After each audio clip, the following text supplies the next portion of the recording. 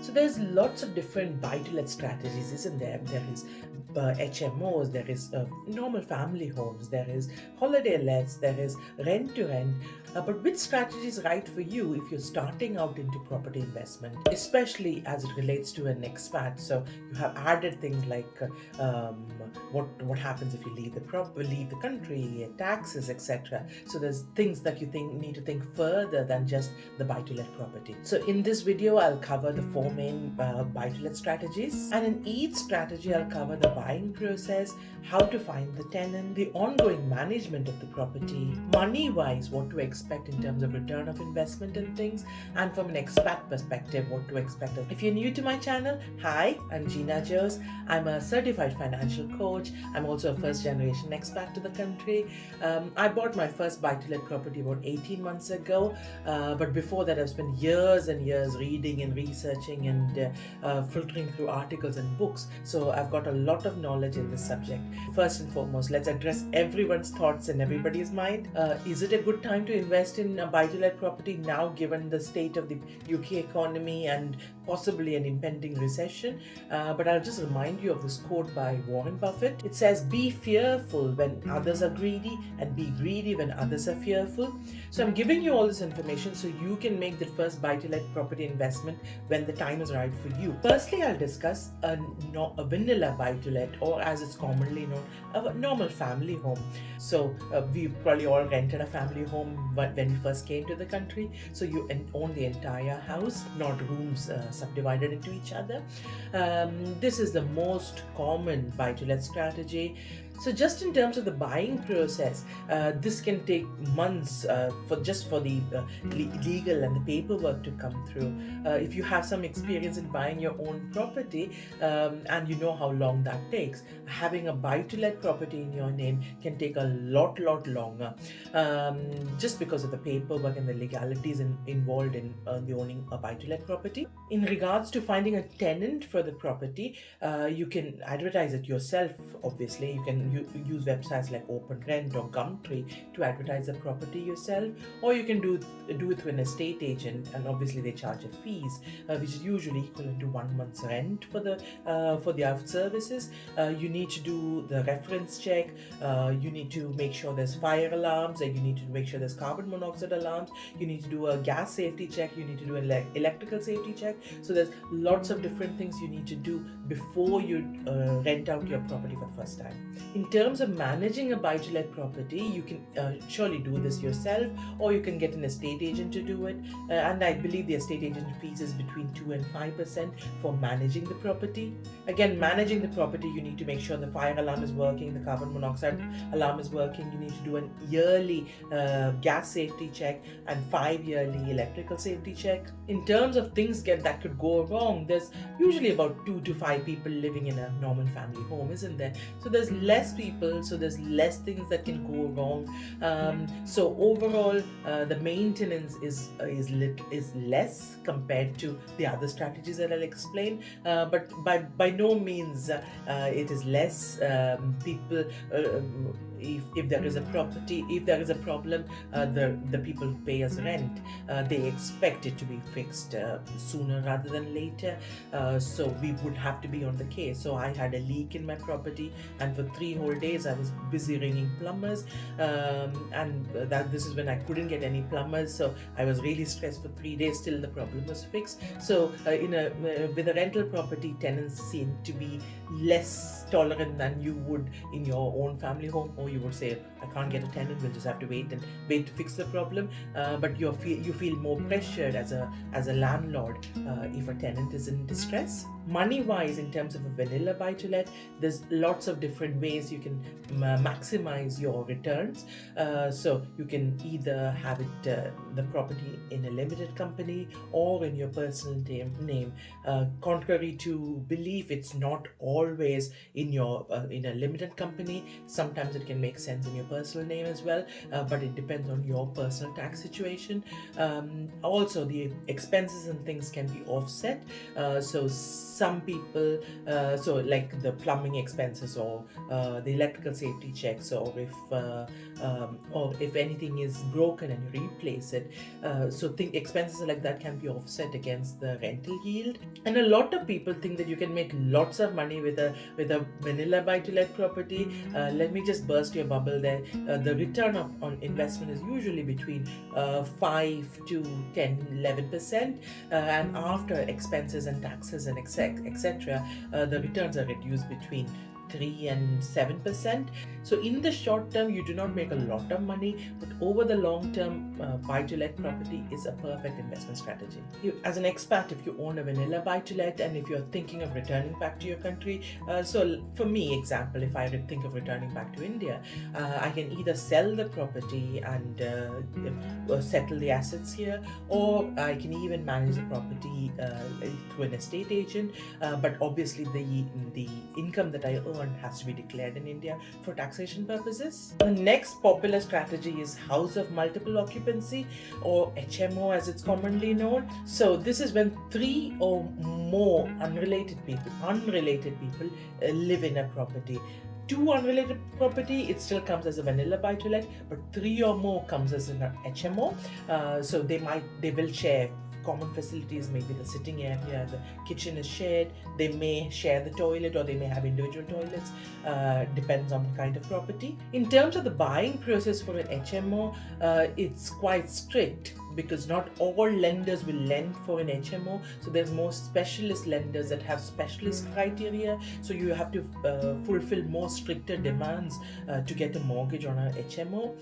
Also, you need to be very aware of the area you buy in for an HMO, because not all areas will be suitable for HMO. So I live probably about 9 miles south of Manchester, and in our area, HMOs will not work. But if in the center of center of Manchester, obviously the HMO strategy will work. Also, student areas or places in London where houses are expensive and people cannot afford a bigger family home, then they rent individual rooms. If you're targeting the HMO market, then you need to be quite specific with the kind of properties you're targeting. So say if you're targeting student area, they want certain facilities. They maybe want a desk and other study facilities. If you're targeting young professionals, you want a little bit more upmarket, maybe a gym close by and things like that. So you need to be very specific on the property and the kind of people that you're serving for an HMO. In terms of finding a tenant or letting out the property, each council, whichever council the property is under, each council has their own strict criteria for an HMO. So you need to have fire exits properly. You need to have windows safely marked. Each room should be of a certain size to be lettable. So there is certain strict criteria, and you need to make a written application to the council, and they need to approve the property as an HMO before you can let it out. Also, letting it out to tenants, because you need to find 3 or 4 or 5 tenants. So there's a lot more people involved. So there's a lot more contracts to be signed. There's lots more references to be checked. So there's a lot more paperwork and legalities for the HMO. Money-wise, in terms of an HMO, obviously the returns are much higher because you're renting out individual rooms. It can be about 15 to 20% depending on which part of the country the HMO is in. Again, because there's more people to be served, so there's more expenses, more things breaking, so the return decrease a little bit, but definitely the returns are much higher than a standard buy to let. If you use an agency to manage your property, if you're struggling to manage the property yourself, because there's more admin and paperwork and effort involved, the agency fees are a lot higher. So if you can't manage it yourself, there will be heavy costs involved with managing the property. I think you may have got the idea that with a HMO, even though the returns are a lot, there is a lot more effort involved with managing the property. If you're an expat thinking of returning back to your home country, then managing a HMO from abroad will be quite difficult. You'll have to give it to an agency to manage it. It's quite tricky to manage it and not be in the country. And even if you think of selling the property, HMOs can be a bit harder to sell compared to a normal family home. A normal family home can be open to a property investor or a normal family, but as an HMO, it's very targeted to only a person who wants to buy an HMO.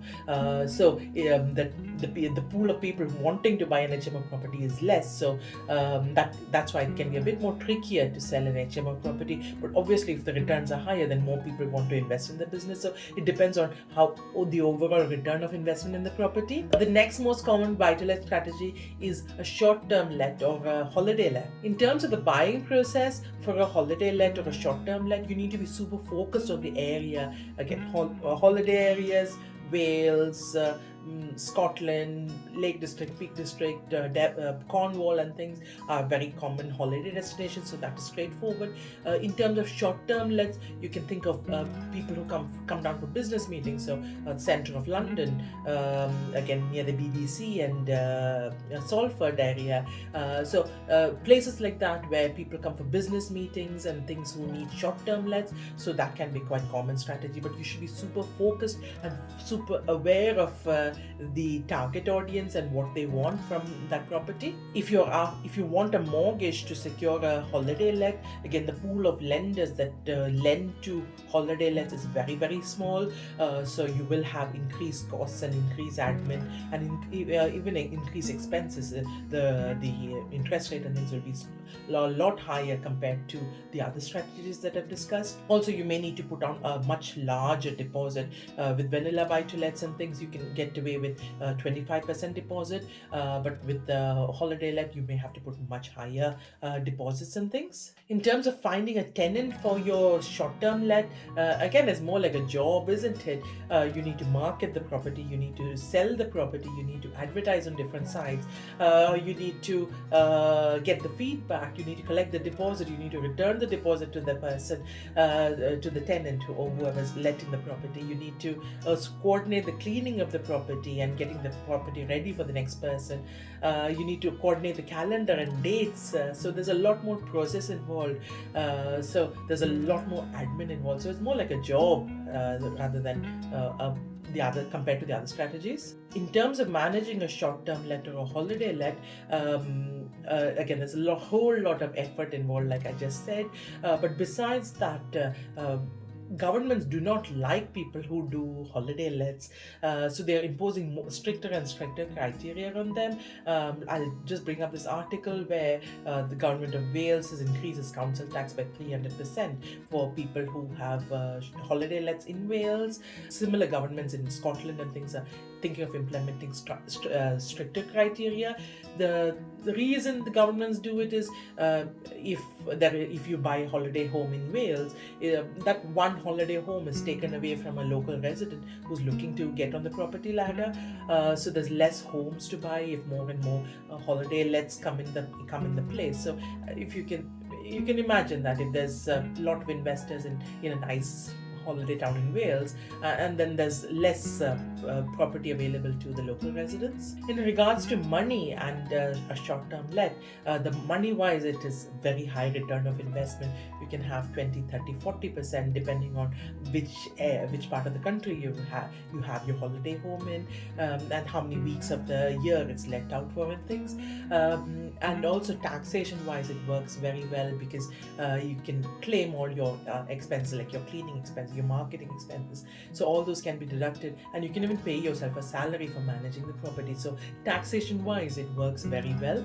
Even if you sell the property, taxation wise, there's entrepreneurs relief and things that your accountant can help you with when you come to think of selling. So tax wise and money wise, holiday lets are a great deal. If you're an expat managing a short-term let, again, this kind of property is quite difficult to manage as an expat, isn't it? If you involve an agency, their fees are quite high because of the admin tasks involved in a short-term let. Yeah, money wise, you need to then consider whether it's better to sell or to keep the property on. The next common strategy is called rent to rent. So this is you get a rental property from from a landlord, and then you rent out individual rooms. So then you have operate as an HMO. I have a friend down south who's doing this strategy very well. She's rented a apartment from her landlord, a 3 bedroom apartment, and so she rents one room, and the other rooms she is rented out, sublet the other 2 rooms as a short-term let. So she hardly pays anything in terms of her rent, but then she's got the cleaning and the admin and the advertising the property of the other 2 rooms. So she executes it very well, and she gives the landlord some commission because he knows that she's subletting the other 2 rooms. So you make a deal with the landlord. In terms of the buying process, again, you're not buying the property, you're just renting the property. It's quite hard to come by these properties. It's quite rare because if the NHMO strategy would have worked, the landlord would have done it anyway. So it's quite hard to find a landlord who's willing for you to pay one rent and then split the property in the other rooms. But saying that, in the previous recession, this strategy was very common. Again, there was landlords who could not sell the property because of the property market recession, but could not be didn't want to put all the effort involved for managing an HMO, but was quite happy for the tenant to do it. So this might come about in the next recession as well. Who knows? Time will tell. In terms of finding a tenant and managing the property, again, you're just letting out individual rooms. So it's very similar to the HMO strategy that I explained previously. You may need to get government from your local council. You may need to get authority to let them things. So there's other management process involved. In terms of return of investment, this is very, very high because all the other strategies you need to put in maybe a minimum of 25% deposit, maybe even higher. But with this, it's you just put in your monthly rent. So the return of investment is very, very high with this strategy. But overall capital growth, the property value going up, you will not get the growth in the price because you do not own the property. So this is very good for cash flow in the short term. Expat wise, managing a rent to rent is just not possible. You really need to be a resident, don't you, to manage this kind of strategy. So it's just not possible as an expat. So just to summarize, I've explained 4 different strategies: a normal family home, a vanilla buy to let, an HMO, a short term let or a holiday let, and a rent to rent. Again, it very much depends on your personal circumstances to decide which strategy is right for you. And strategies may come and go. Like in certain phases of life, it might be right for one strategy. Like if you're a student and you have a landlord who accepts rent to rent, then rent to rent might be the way forward, and then you move on to your normal family home. Or you have a certain amount of investment and you want to give up your full-time job. Maybe you want to be at home with the children and you've got a little bit of time in the day. So then maybe an HMO or a holiday let strategy might work for you.